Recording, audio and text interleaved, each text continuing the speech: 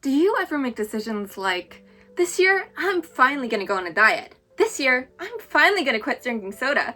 This year, I'm finally gonna quit playing Angry Birds. But then you find yourself doing the exact opposite. If so, it may be because your decisions are weak sauce.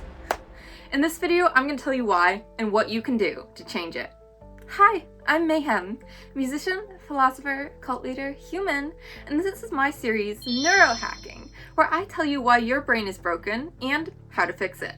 Now let's find out why you make wishy-washy decisions and how to turn them into ones you actually follow through. When you decide to make a change in your life, you're usually pretty pumped up about it.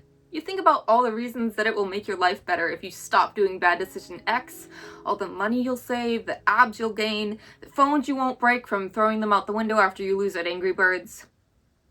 But you rarely think about the good things you'll lose, the reasons you were making bad decision X in the first place.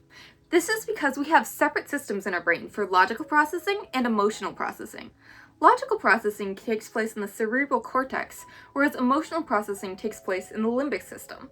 The trouble is, we tend to plan to make good decisions when we're not emotionally activated, which allows us to tap into the cool logical processing of our cerebral cortex, whereas when we're in the moment and forced to make the actual decision, our limbic system becomes activated, and we start making decisions with our emotional brain.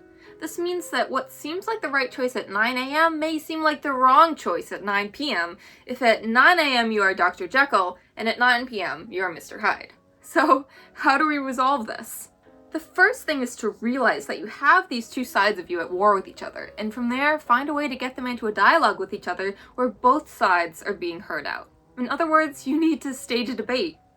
When you're thinking only with your rational mind, you tend to either not think of the reasons your emotional brain has for making the decisions it makes, or you use the straw man logical fallacy, presenting its arguments in a stupid way that makes them easy to dismiss or debunk.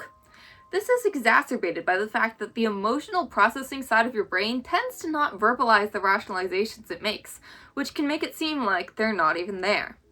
However, if you press it for a rationalization, you will find it is absolutely capable of producing them, if it helps it get what it wants. If you're able to stop yourself for a moment before you make a bad decision, notice what thoughts your emotional brain is using to rationalize making the bad decision and write them down. If you don't notice any verbalized thoughts, ask it to play devil's advocate and write down what it comes up with. Once you return to your cool, rational brain, you can review the arguments you wrote down and try not just to debunk them, but to identify the problems it feels quitting would cause and try to find solutions that work for both of you. Additionally, when you're in your cool, logical brain mode and planning to make a change in your life, try to come up with rationale that appeals to your emotional brain. Reasons making the right decision will feel good, even if the reward is in the future, and reasons making the wrong one will feel bad, even if the punishment is in the future as well. But don't just state the rewards and consequences, visualize what it would be like to experience them until it feels good or bad. Then, when you're faced with a choice, simply recall those feelings of what that choice would lead to. This is how you speak the language of your emotional brain, which is the most important step to persuading it. So let's recap.